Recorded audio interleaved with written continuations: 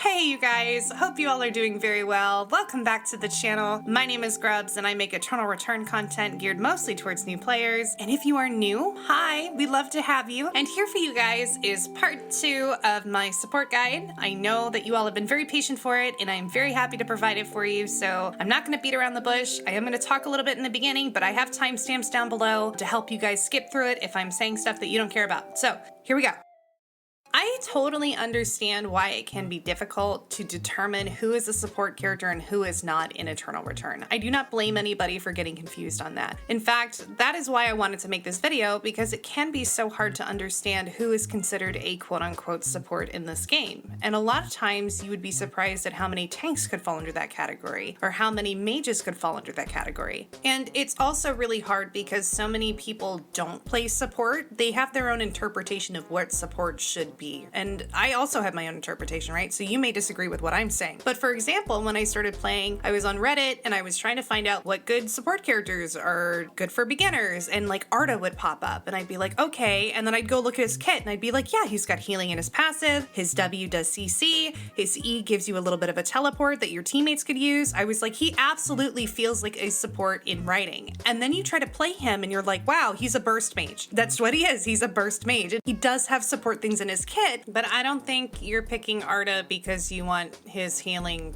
to hit people. Right? Like you're picking Arda because you want to lock them down and kill them from far away.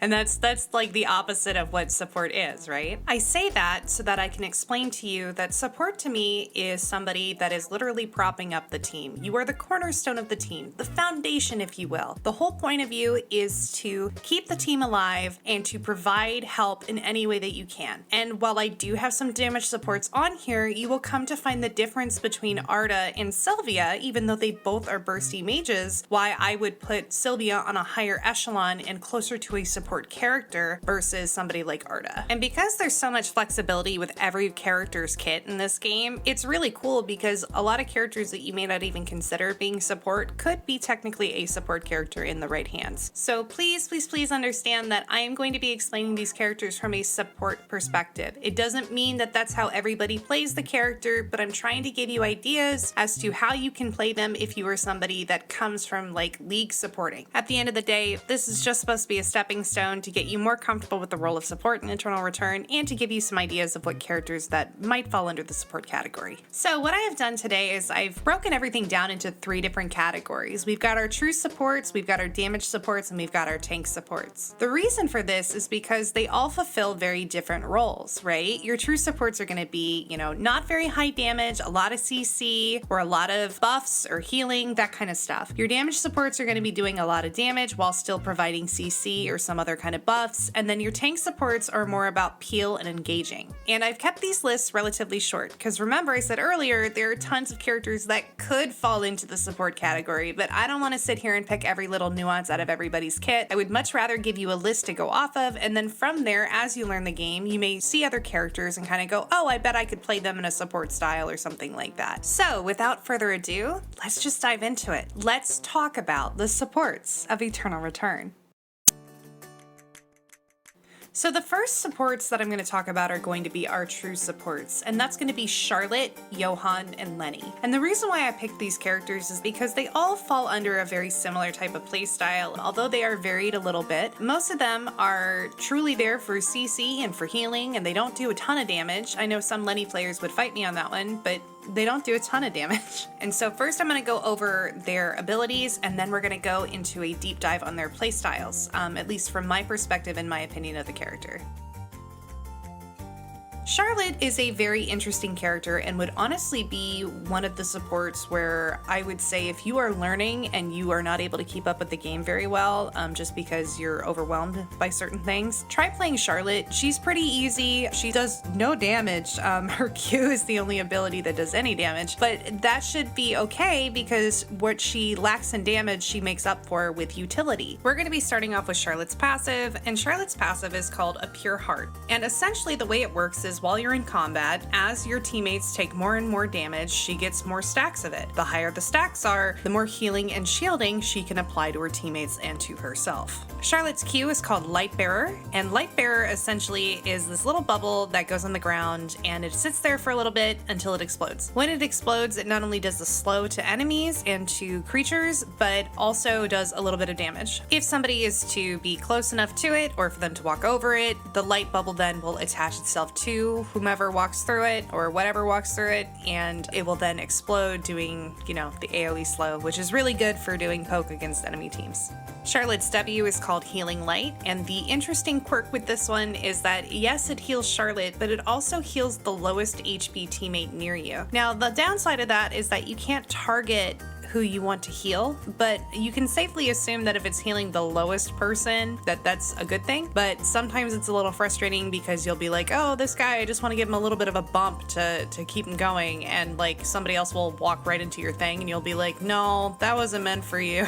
So you have to be careful with that one, but I haven't run into that situation very often. Charlotte's E is called a Dash of Hope, and essentially Charlotte becomes untargetable as she dashes and shields her ally. She can also cast it on herself, but obviously she has no one to dash to, so she does not become invulnerable and dash to nothing. This shield is pretty good, especially if you can get your passive stacks up. This shield can be a huge game changer sometimes. But the real game changer is Charlotte's ult, called Divine Intervention, and it is essentially Tarek's ult. She will start to glow and a circle will show up around her. It's a pretty big circle, and if her allies are standing in it, they will be briefly invincible for a period of time. And this ult is what makes Charlotte good. Otherwise, I would say Charlotte's a really boring character to play, but if you can get her clutch ults off, it is very, very satisfying to play Charlotte.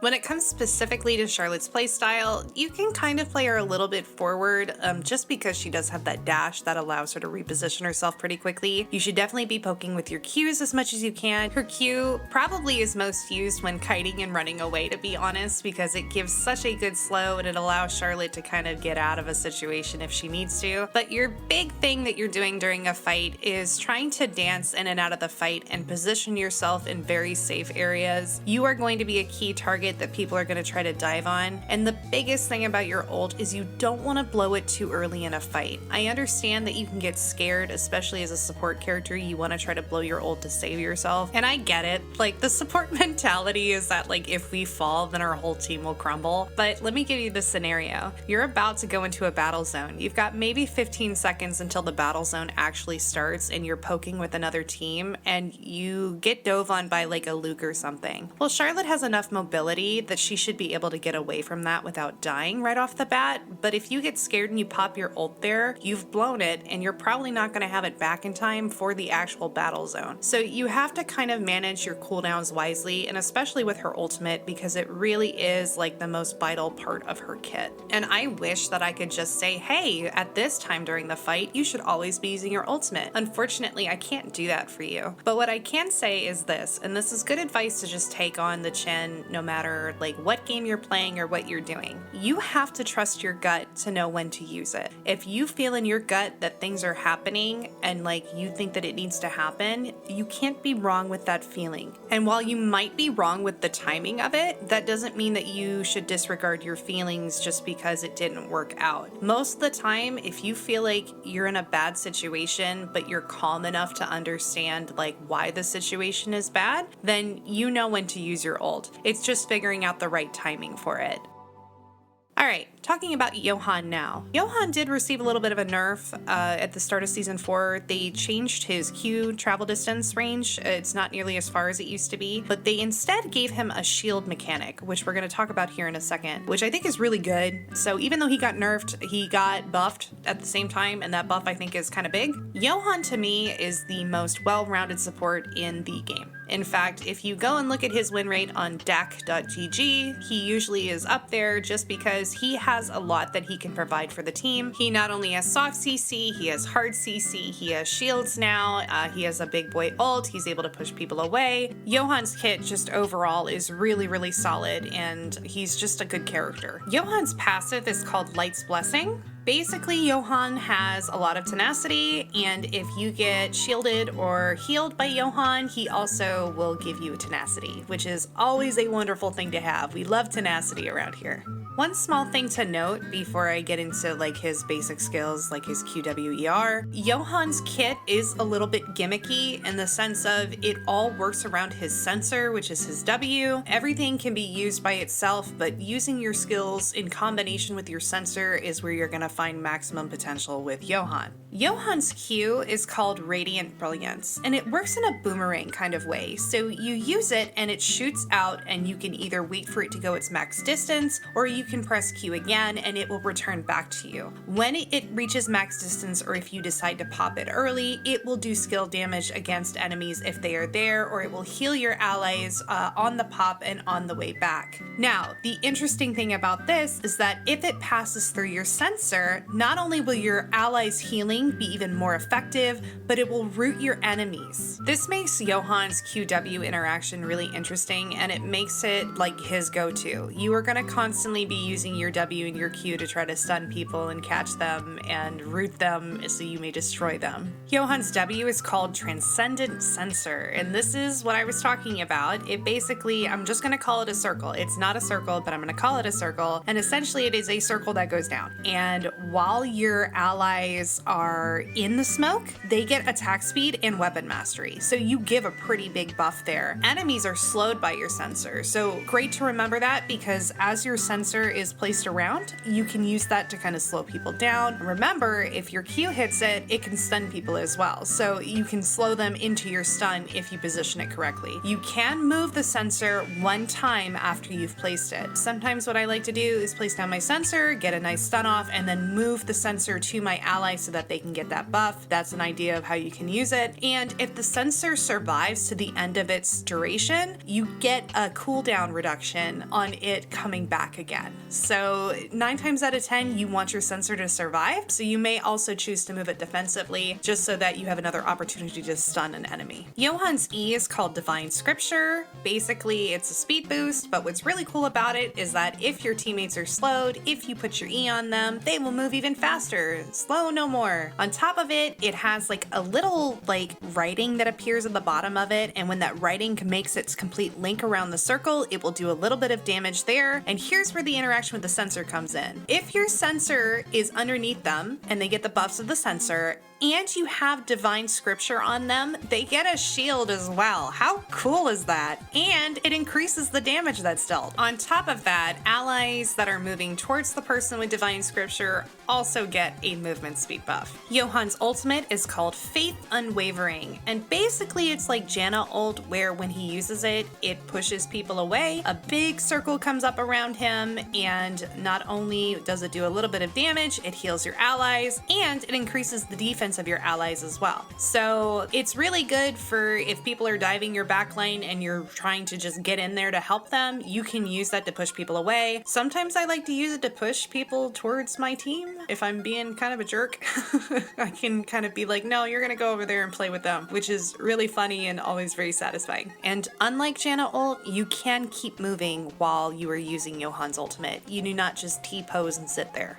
When it comes to Johann's playstyle, I kind of play him in 2 different ways. The first one is I tend to be a little bit more aggressive with him, and that is just kind of a personal playstyle of mine. I've always been a very aggressive support. I sit in the front and I'm kind of a big peacock saying, hey, hey, look at me, while I CC and stun your team and try to bait you into my team. That's how I like to play him, especially using my sensor for a little bit of CC and just trying to manage where people are going and how fast they're moving so that my team can catch them. The other way that you can play him is you want to sit in the back, and that's probably how I would recommend most people play him. Sit in the back, try to just get your CC off. You are kind of holding down the fort. You are making sure that you guys don't lose positioning. You are trying to keep your carry alive. Your ultimate does so much healing, and if you time it right, you can absolutely take a fight that you are losing and turn it into a fight that you will win, like hand over fist, very, very easily. So Johann is very, very strong. He's actually my supportive choice. I love playing him. I have a lot of fun playing him, even though his kit is not flashy by any means. And with the shield buff, he really has become a really, really solid support. Moving on to Leni. Leni is probably the support I see the most. She is kind of a crowd favorite, and for good reason. She's very cute, and her kit has a lot of things going for it. Leni has the ability to engage. She also has hard CC. She's able to speed her teammates up, and she has a little bit of a heal as well. Leni's passive ability is called Teddy Bear Attack, and when you hit your allies with an ability, a little teddy bear icon will pop up on them, and when they attack an enemy, the bear will fly off and deal additional skill damage. When it hits, it actually gives a cooldown reduction to Leni's basic skills. Leni's Q is called Carrot Bazooka, and basically it is a long-ranged attack that if it hits its allies, it will heal them, but if it hits an enemy, it will hurt them. The hardest part about her Q is being able to hit your allies sometimes because it's got kind of a chunky hitbox, so sometimes when you're trying to hit your allies, you will hit an opponent, and it's kind of frustrating because they'll be just far enough away where they don't get the heal. It's hard sometimes to land Leni's Qs if you don't know how big that hitbox is right off the bat. Leni's W is called Whack-A-Mole. She kind of launches herself forward when she does a little bit of damage to her enemies and she slows them. Her allies that are hit by it actually are sped up for a short period of time. I will say this right now, do not engage with your W. If you are engaging with your W with Leni, you're gonna get your butt whooped. That's what they want you to do, don't do it. Leni's E is called Air Horn Gun, and it kind of comes out in a cone shape, and it will shield your allies and stun your enemies and do a little bit of damage to them. Now, if you want to engage with Leni, you're going to use her R, which is called Spring Launch. Not only can Leni use it to move herself around, but Leni can use it to hit enemies towards her or in a different direction. And if they hit a wall, they're also slowed for a little bit. So a good way to use this is to use your pistol ability to speed yourself up to get in range to use your Spring Launch. Another way is you can W forward, not into the team, but just forward so that you can get your Spring Launch to knock people back into you. I've seen a lot of people get really good at using their W into their R, so they'll hop forward with their jump and then they'll use their springboard to move them even further forward. I am not very good at that just because I have not practiced it. The timing on that is a little finicky, but if you can figure it out, then you can get really great mobility with Leni. Leni's playstyle is very aggressive, but at the same time, you have to know when to back out of the fight because her cooldowns do feel a little long to me. You want to be moving your teammates around with your W and trying to slow your enemies, but at the same time providing shields and CC, and then when you need to back out and give yourself some space, you want to use your Q to kind of heal everybody from afar while still doing a little bit of damage. Like I said before, you can use your springboard to pop enemies into you, which is great for a sneaky engage. You can also use it to just relocate people away from you. So like if they're chasing you, you can use your E and then get your springboard ready to pop them back. Tons of things that you can do with Leni. She is definitely more of a playmaker, kind of like Thresh, but obviously we have Lennox, who is Thresh. Leni is, again, probably one of the supports that I've seen the most, and she is a lot of fun to play, and she has a lot of utility that she can bring to the table. So that would be it for my true supports, and now we're going to move on to our damage supports, and that's going to be Theodore, Priya, and Silvia. I will say I do not have a ton of experience on Theodore. I find him very slow, and I don't really like playing very slow. It's not to say that he is not effective, he is just not personally my cup of tea. He is a very long-ranged, sit-back kind of damage dealer. He does a lot of damage if you can get his kit to all interact with each other, but he also has good CC, and his ultimate is very, very strong. Theodore is a little bit similar to Johann, just in the sense of his W does a lot of interaction with the rest of his kit. So if you were somebody that doesn't mind a little bit of a gimmick, then Theodore might be the support for you. Theodore's passive is called Sapphire Protocol, and essentially he has Teemo passive. So when he goes into a bush, he becomes invisible, he's a little bit faster when he exits the bush, and he is invisible for a little time after he's out of the bush. He also can gain a shield that blocks damage, and if you attack or do anything besides just walking when you're invisible, you will break your invisibility. The second part of his passive is that when you auto attack, all of your basic cooldowns get reduced. Theodore's Q is called Energy Cannon, and what you do is you press the button and hold it down, and you can see the range of it extend. It also slows his movement speed when he does this, and when you release the button or you press it again, essentially, it is fired in a direction and it deals damage. Your allies will recover HP, and the range will increase obviously the longer you hold it. I'm going to explain his W before I get into kind of some of the quirks that go on with his energy cannon. So Theodore's W is called Power Screen, and basically you're going to shoot all of your attacks and all of your abilities through your power screen whenever you can because it amplifies them and it changes the way that they interact. For your Q, for example, if you shoot your Q into the power screen, it's going to do an even longer beam that's going to come out of the screen itself. But here's the quirk of that. It will go whichever way the screen is facing. So like, let's say you're facing the screen, right? If you shoot your Q into it, that means that the Q extension is going to come right back to you and then past you. So you have to be really careful because if you shoot in there thinking, oh, well, I'm standing at this angle and I shot my Q, doesn't matter what your Q's angle is, it matters on what your screen's angle is. Basically, anything that passes through your power screen is going to be amplified in some way. So your basic attacks, your Q, and your E, all of those are going to be changed with your power screen. Your basic attacks will do more damage, your Q will emit that secondary beam that's even longer, and then your E will travel further. Your E is called Spark Nade, and it has a passive to it. So if your energy cannon or your spark nade, so your Q or your E, hits an enemy, then the range of the next basic attack is going to be even bigger. The big part of your E is when you actually throw this little disc out and it's going to slow enemies down. If Theodore hits them again, it will stun them. So if it passes through the power screen, your E will go even further. And on top of it, when they are hit with a spark nade, whether through the screen or not, you also gain vision of the target. So it's really great for tracking people down if they're trying to get away from you, especially if you can hit them again after, maybe with your Q, or if you can get your ultimate off or something like that. I think even if you use your sniper ability, you might be able to use it to root your opponent. So a lot of crowd control there if you can land those E's, because it is kind of a skinny boy, so you have to be pretty good at sniping them from afar with your E. Theodore's ultimate is called Blast Energy Field, and it is kind of like Kled ult in the sense of it is a very wide ability. I called it a hallway the first time I recorded it, and I still cannot think of any other better way to describe it. It is just this giant field that goes on the ground, and it's all in a straight line, and anybody that goes through it, like ally-wise, is going to have increased movement speed, and if it hits an enemy, it will do damage to them. But after firing it, Theodore becomes overcharged, so his attack speed increases, the maximum charging time of his Q is reduced. It basically makes him a lot more viable for combat.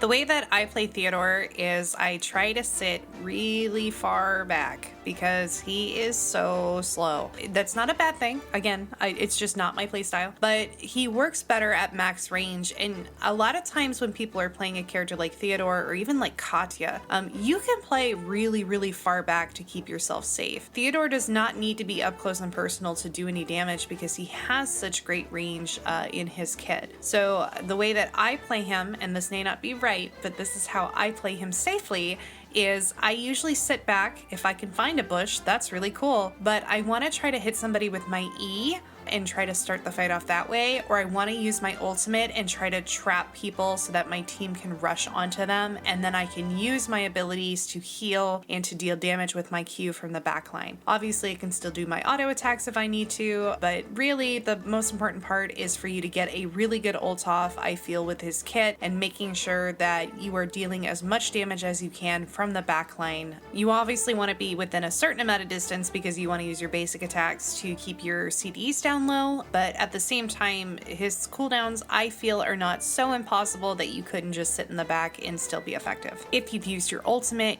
that is when you can be a little bit more aggressive because, again, you're overcharged, so you have a little bit of a buff going on for a little bit, so you can play a little bit more close range at that point. But personally, I like to sit really, really far back with him, and his invisibility out of the bush is actually trolly as hell. You can do a lot of really dumb things with that and kind of confuse your opponents. I wish I had the clip of it, but there was one game where I spent probably 5 minutes just leading this team around Uptown, and it was me just going from bush to bush, and they kept finding me, and I kept hiding, and I kept getting away, and then they kept finding me. I mean, like, there's a lot of funny stuff that you can do with Theodore's passive. And to be fair, Theodore's kit is really, really cool. There's a lot of potential there for him to outplay a lot of his opponents, so please do not sleep on this guy. He does a lot of damage, and he is very, very cool.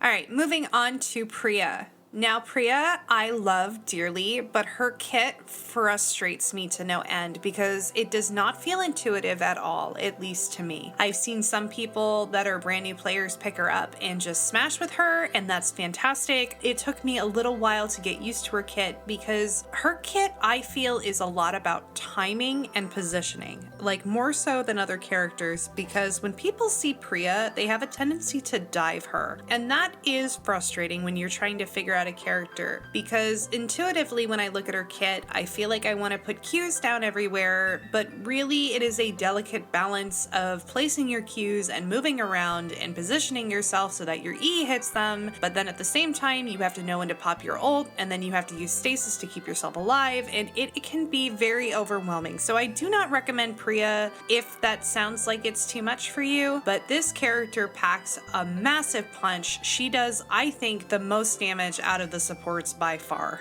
So Priya's passive is called Nature's Call, which essentially means that you are going to wear the headpiece that they give you. You do not get to pass go, you do not get to collect $200, you have to wear the flowers. Now here is the thing about the headpiece. When I first started playing her, I thought, oh, well obviously it's good and I need to upgrade it first. Do not do that. Do not upgrade this thing. Leave it alone. Do not even waste a tree on it until you absolutely have to. I kept doing it game after game, and I was like, I do not understand what I am getting wrong here. I am just getting dumpstered. I feel like I am not being effective to the team. Where am I going wrong with this? And so I watched a few pro players play her, and I realized that they did not touch that thing. And I'm gonna tell you the same thing. Do not touch that thing. Leave it alone. It will not do anything for you. Only upgrade it when you absolutely have to. And you technically are not finished with your build until you level up your passive 3 times, and then once it's fully done, then your purple build will be finished. So make sure that you're leveling up instead of, whatever else you want to max out. You've got to waste some points on that first. The rest of Priya's passive just talks about the fact that she makes flowers grow. Yay! Good job, Priya! They will blossom instantly if they are placed in a bush, and if you move too far out of Priya's range, they will disappear.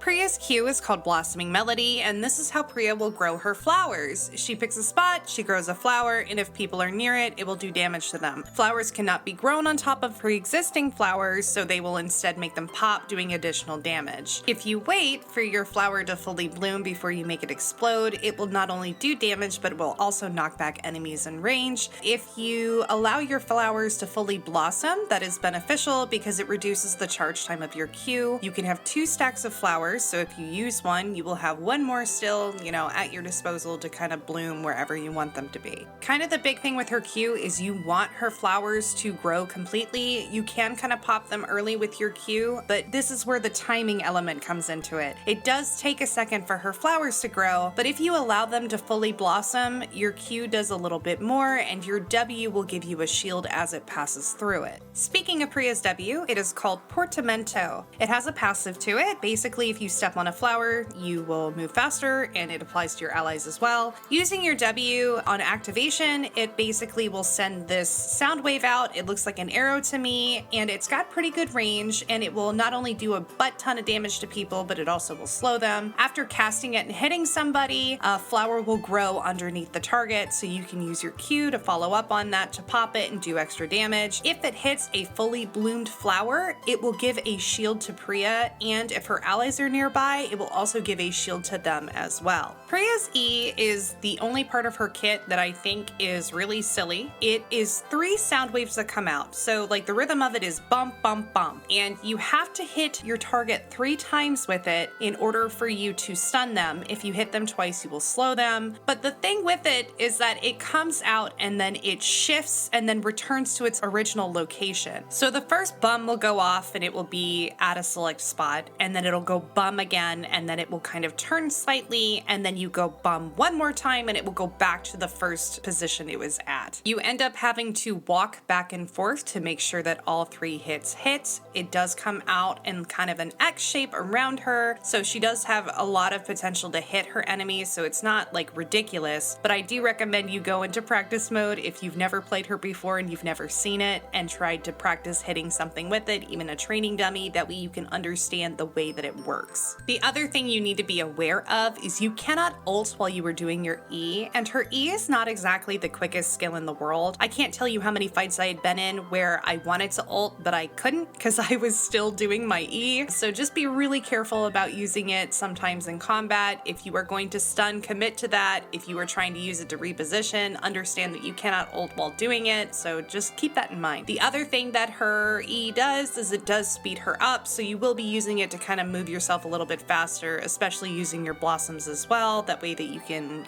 move through the map a little bit quicker. Priya's ultimate is called Echoes of the Earth, and it is such a heavy hitting spell. I hate how much damage this thing does. So Priya will stand in place for a second, and she will cast her ultimate, which is a big circle. She takes reduced damage, and it kind of works from the outside of the circle in, and it will grow in 3 parts. And when it grows in those 3 different sections, it will deal skill damage, and it will cause enemies to dance. The flowers that you have casted in that circle as well that are just sitting there will bear fruit, and people can walk over them to pick them up. 9 times out of 10 when I use this, I am using stasis because I don't want to frickin' die. Usually if I'm using my ult, I'm using it for protection. Sometimes I can use it offensively, but 9 times out of 10 I am using it to try not to die because people just dive Priya all the time. I very rarely get to sit on the outside and come in with my E and then set up flowers and then use my ultimate. It very rarely happens, at least from my experience playing Priya.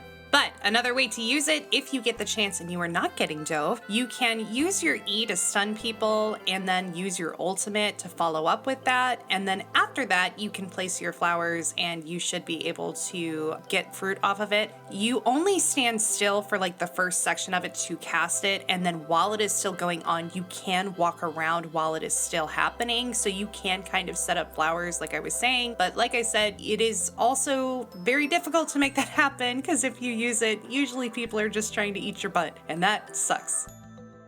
Priya's playstyle is centered very much around her flowers, so you do want to be smart about where you're placing them and keeping an eye on your flower management. I recommend getting some sort of cooldown item on her first, so that way that you can keep making those flowers happen. And I also recommend getting her weapon, because like I said, she does a lot of damage. You are going to try to sit on the outside of the fight as much as possible, because people, like when they see you, they will just dive you. But she is very effective in being a poke character. She does provide a really good amount of utility. Her movement abilities are fantastic. Like, I find that I use those the most. You are just going to constantly be moving people around and using your flowers to help move your teammates and especially yourself. And if you play Priya correctly, you can really carry a team. I have outdamaged marksmen before very easily with this character. So if you want to do a lot of damage and you don't mind her kit being a little wonky, there are some downsides to her, but there are so many things that outweigh that if you like this kind of kit and it sounds interesting to you, give Priya a try.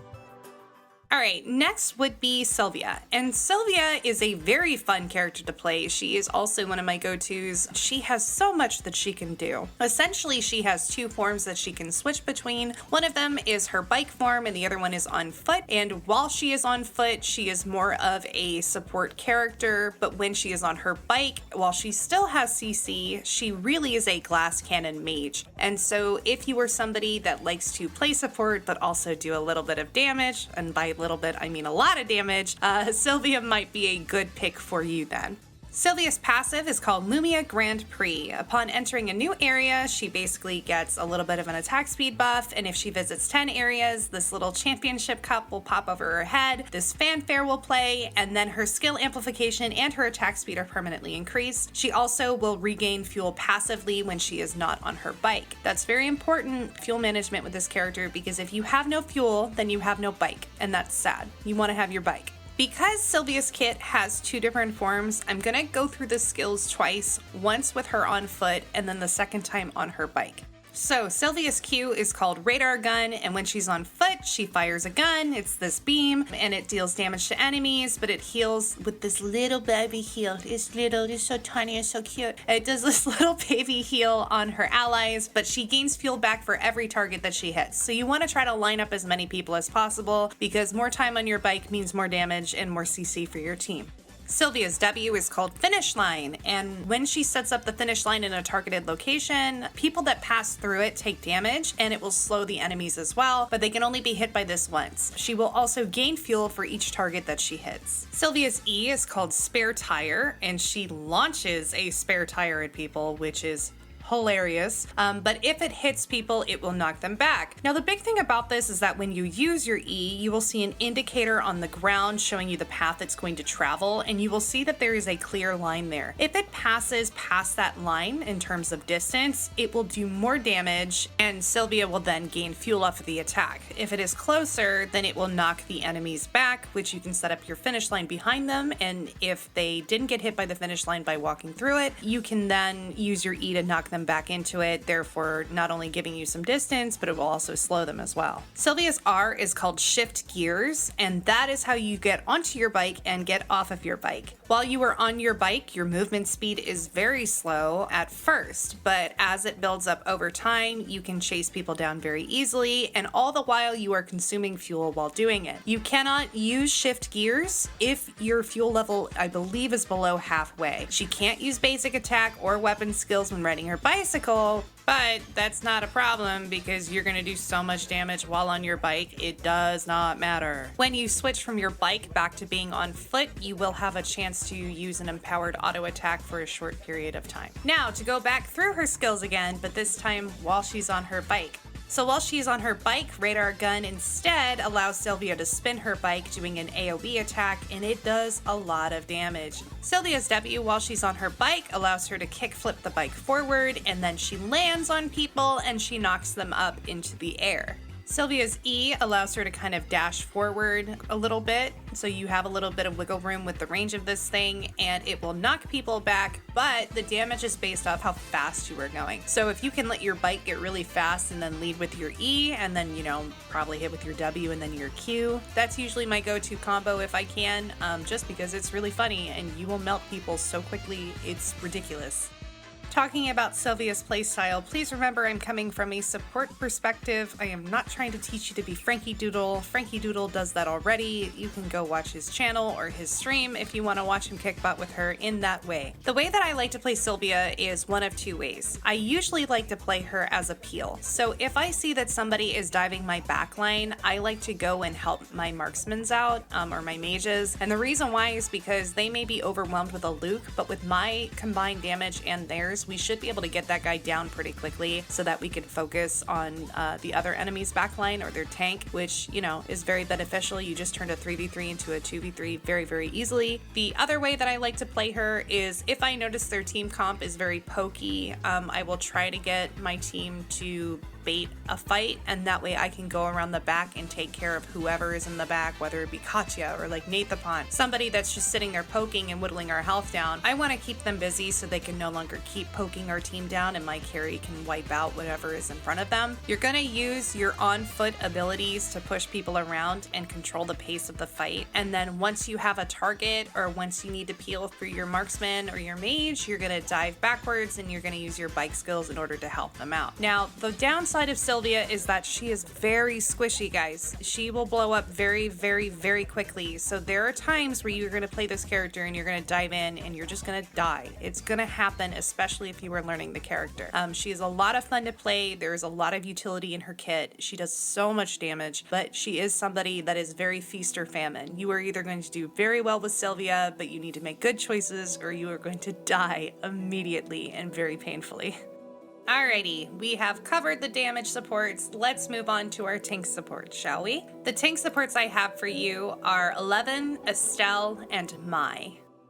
11 is very, very tanky. She's very fun to play. I really enjoy her. She's one of my favorite tanks, so I couldn't help but put her on this list because she was probably like the first support character besides, like our traditional supports that I gravitated towards. And she can be effective playing her as a tank or even as a peeling tank. She is fantastic. She has abilities to redirect her opponents. She is fantastic engaged. She has wonderful sustain. She is just a beautiful tank to play. I really recommend that if you don't know what tank to play, 11 is very easy. She's in a good spot, not as good as last season, but she's still in a good spot and she can do a lot of stuff for her team. 11's passive is called ground beef. This allows 11 to make her happy meal, as I like to call it, but it's called a number 11 combo meal by combining french fries and cola. Basically, you find potatoes, and then you get honey and carbonated water. You combine the honey and carbonated water, and they make cola, and then you cook your potatoes to make french fries, and voila, you have your number 11 combo meal. Her other passive is whenever a basic skill hits, she drops 3 little burgers on the ground. Not only can she pick them up to heal herself, but her allies can as well. So anytime you use your Q, W, or E, you will have little burgers pop on the ground, and your allies can use them and you can use them, but enemies can also step on them and destroy them. All of 11's basic abilities require you to charge them to gain additional effects. They are still effective if you do not charge them to, the max charge, but they do have additional abilities if you charge them. 11's Q is called Burger Queen, and she basically raises her burger and she can charge it and slam it down on the ground. If she does it real fast, it just does damage, but as she's charging it, her movement speed will decrease and the damage will increase the longer that you charge it. When it slams down, you will slow your enemies, and this can do a lot of damage, and even if you use it in a quick burst, it still does a pretty okay amount of damage. 11's W is called Food for Thought, and 11 will raise her weapon up into the sky essentially and hold it above her, and she can walk around and this circle will start under her that will grow larger the longer you hold it. This is channeling her taunt, and it is very effective for redirecting people in a fight so that they can slap you instead of your carries. This is the ability that you need to manage your cooldown on probably the most, in my opinion. There is just so much that you can do with her taunt. It is so effective and it makes her so viable as a tank. 11's E is called On Air, and it basically works like Zack's launch from League of Legends, where basically she will shove her fork in the ground and she will start charging up, and you can see a cone shape grow exponentially, and the longer you charge it, the more distance you will travel, and you fling yourself into the enemy team and you booty drop on them, and it is so fun to kill people with the booty drop, you have no idea. 11's R is called Calorie Cyclone, and essentially food will kind of float around her and kind of orbit her. But while this is going on, she will recover her health for a little bit of time. She also will make a slider every time she attacks an enemy. And this is really effective at keeping you up if you're not too far behind. And if you combine it with your burgers, like your Happy Meal burgers, I promise you, you will be able to sustain a shocking amount of damage. 11's pretty easy to play. Big thing about her is her taunt, like I said before, and the way that I like to use it is I will usually engage on my opponents and try to get to their backline as quickly as I can and kind of freak them out a little bit and cause them to scatter. Once they have scattered, I'm going to move back to my carries and I'm going to redirect and play damage control so that I can stop them from blowing up my carries, but I have already successfully kept their backline out of the fight to a certain extent. If their backline is not scared of me and they are still there, then I'm going to pop my ult if I start to get low, and I'm going to try to use my hammer ability on their tanks as quickly as possible. When you use your hammer weapon skill, it shreds their defenses. So combining that with your taunt really allows your team to get tons of free damage into the enemy team, and you should be able to take them down pretty quickly. As long as you are micromanaging your opponents really well with your taunt and displacing them with your E and trying to, keep your hammer ability on them, you should have no problem taking down anybody that comes in your way, especially if you have somebody like an assassin, or I keep using Luke, but for some reason he's the only guy I can think of right now. But if like Luke dives your backline, then you're there to taunt them and redirect them. But the biggest thing with 11 is also to gauge your opponent to know whether or not you want to just blindly dive into them or if you want to stop and slowly approach them, because if you know that they have a team that's going to dive your backline, diving into them is probably not the smartest option, and to be honest, you're just going to leave your teammates high and dry because you've already used your movement ability to get in, so now how are you going to get back to protect your carries? So you have to kind of think a little bit ahead with her, but besides that, she's pretty straightforward and pretty easy to play.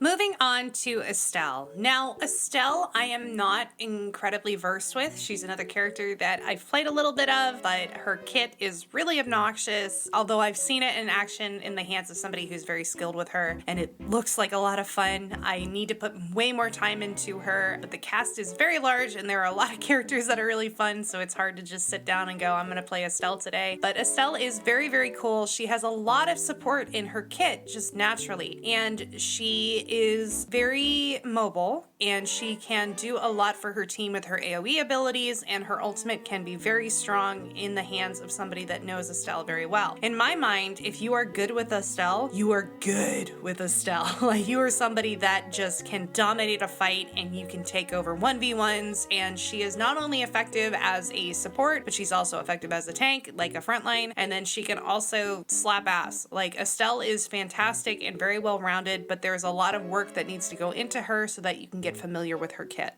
Estelle's passive is called Duty Calls. She will recover her HP from time to time, but the cool thing about it is that she can revive her down teammates faster than other can, and on top of it, you will get more health when you come back up off the ground. Estelle's Q is called Suppression, and it's just like Leona's Q. Basically, her next auto attack will do additional damage and it will stun her opponents. Now, Estelle's W has two abilities, but we're only going to focus on the first one, and then when we talk about her E, we're going to come back to her W and clarify all that up. But her W is called First Response, and essentially she slams her shield on the ground and she hops forward a little bit, and it does like an AoE damage ability and it slows her opponents.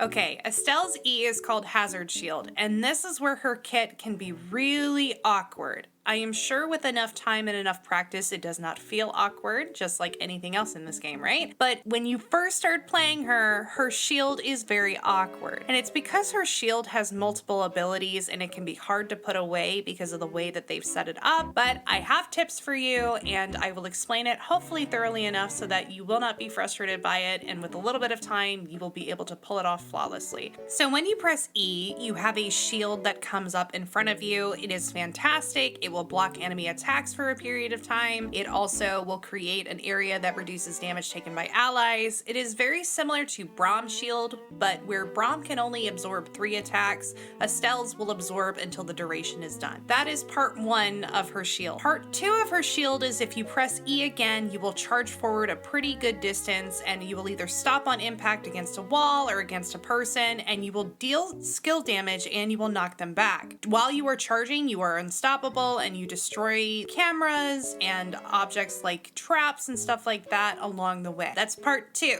Part 3 is if you press W, out of your shield will come water in kind of this cone shape, and not only will it do AoE damage, but it also will slow enemies' movement speed with each hit, and you can move while doing it. So that is part 3.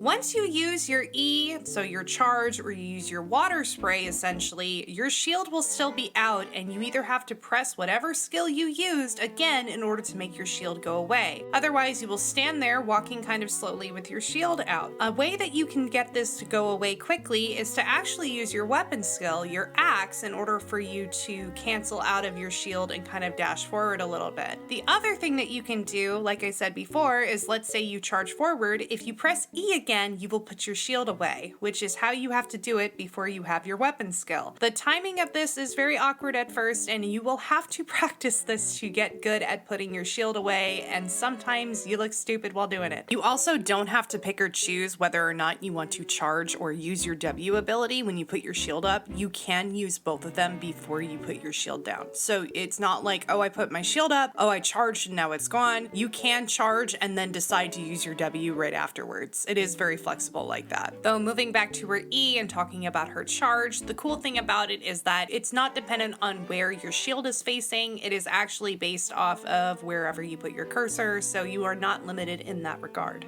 Estelle's ultimate is called Hell Attack Stat, and she can cast it on herself or on her ally. Whoever she casts it on will get a big shield. If she casts it on herself, there will be a delay, and then a bomb will come in on the location, and you can tell where that's at because there will be like a huge helipad symbol there, and it's just a big circle that you just have to look for. If she does it on her ally, Estelle will be gone briefly. She will actually disappear into the sky and become untargetable for a few seconds, and then she will land at her ally and she will shield them, and she will also drop the AoE bomb as well. It's a great escape tool for Estelle. It is a great way to assist your opponent if they're being dove on. As far as I understand, there is not a range limit on it either, so you could be in Uptown and the other person could be in Temple, example, and you could jump all the way to them, which is crazy nutso and makes Estelle very, very effective at not only escaping from her own situation in a dangerous area, but also being very quick to help her allies if you can get the timing right. Estelle's playstyle is that she is a big girl that you cannot shake off of you. She is very aggressive and she is very tanky. So she has a ton of CC in her kit, as you can see already, and literally you just chase people down and CC them and peel for your team. She has so much going on, and I really can't explain her better than that. I could go into some nuances, but really she's just chase you down and hurt you and CC you, and she can do that in 1v1, she can do that as a tank, she can peel people off of people. Her kit is very well rounded, but again, it is all based off of how much work you put into the character. She does have a little bit of a learning curve to her kit, but once you can get it down with fluidity, she is fantastic and she is a lot of fun to play. And our final tank that we can talk about is Mai. Mai is a very interesting tank, and I don't even know if I would consider her to be a main tank. Maybe some people would disagree with me, but I think she does best as a supplemental engage and as peel. I would never play Mai as a solo tank. I have tried, and I just think that she's not tanky enough for it. And she's not really a main damage dealer either, so she's not really tanky enough to be a tank, but she's not enough damage to really be damaged. She really is a supplemental role to a T, in my opinion. And I understand that some people will disagree with that, and that is absolutely okay. Hopefully they can have more information for you on how to play Mai as such things in the comments, but in my opinion, she is not either of those things. Instead, I find that Mai provides a lot of utility and is very interesting in terms of her role on the team. Again, she's not a tank, but instead she kind of applies pressure in a lot of ways. Like, she is just there to be obnoxious and to apply pressure and to kind of crowd control your team with the little bit that she has. She also has a taunt just like 11, though it's a little bit different to pull off. In the right hands, Mai is a fantastic addition, I think, to any team comp as long as they have good damage and or good frontline, but in the wrong hands, Mai can be probably one of the most annoying characters to have on your team. Mai's passive is called Haute Couture, and basically she is able to craft her own items, which is very strange but also very cool. She is able to craft the Mithril Crop, the Owl Dye, the Phantom Jacket, and the Couturier. Her other part of her passive is that her basic attacks deal a portion of her defense as additional damage, so when she slaps a little bit harder the tankier she gets. You should definitely be taking advantage of Mai's gear that she can craft for you. Some of it is really good, and if you do not know which one to craft, a good Mai player will let you know as long as you can provide the mats for her, at least the big boy mats like your force core or your tree, whichever one that you are trying to build towards. If you are playing Mai as more of a supplemental support, then there's no reason as to why you couldn't provide some of the mats yourself, but for something like a force core, I feel like maybe your teammates should be helping you out with that one so you don't get screwed over. Mai's Q is called Drape. And basically she whips her shawl forward, and there's going to be a little circle indicator on the ground in front of her to show you where it's going to land. If she hits you with it, then pins is going to be activated. And when Mai's pins are activated, if she hits you again with her drape ability or her Q, they will be slowed. Her Q is kind of her go-to ability besides her auto attack, so you're just going to be kind of spamming your Q and slapping them with it as much as you can. Mai's W is called Shawl Veil,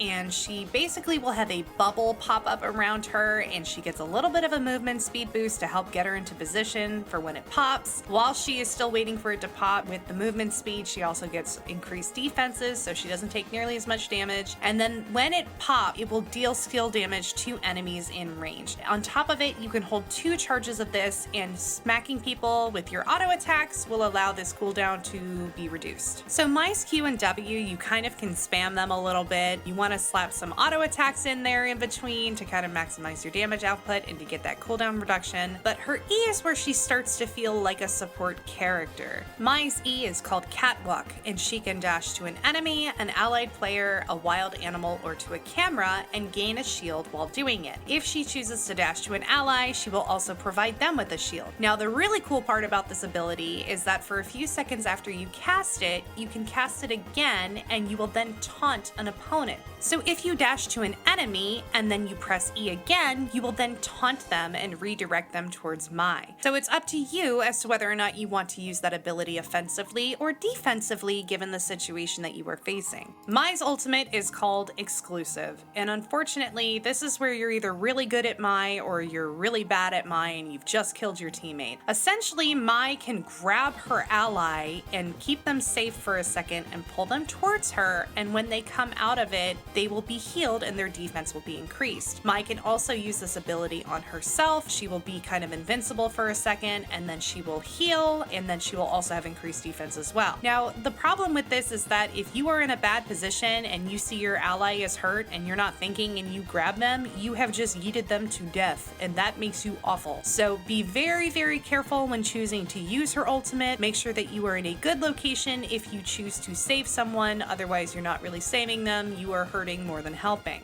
With Mai's kit, although I don't see her as a solo tank, she has a lot of versatility. She can do some damage and she can kind of dive a backline and handle herself to a certain extent. She's not squishy enough so that if you dive in, you'll die immediately, but she's also not tanky enough to kind of hold the entire team up on her back. This does not mean that Mai is not a good choice though. She is fantastic when it comes to her utility and how she is able to taunt people and redirect the fight, and in fact, I would probably say to a certain extent she's better at it than 11 is, just because she is able to provide shields and she is able to pull her teammate to safety.